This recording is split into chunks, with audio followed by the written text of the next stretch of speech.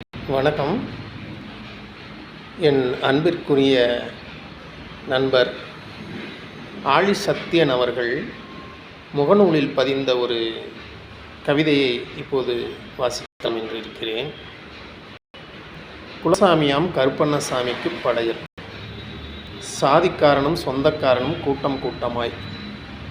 பூசாரிக்கு சாமி வர கருப்பண்ணசாமி கூச்சலாய்.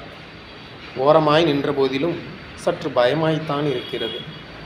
சிவந்த கண்களுடன் அறிவாளர் தலையில்லாமல் போனது ஆட்டம்.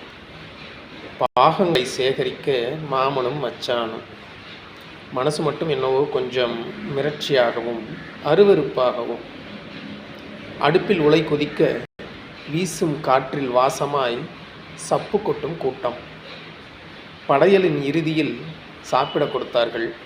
தூக்கி எறிந்தேன் சற்று முன் கண்ட காட்சிகளை. ரொம்ப அழகான கவிதை கவிஞரே, வாழ்த்துகள்.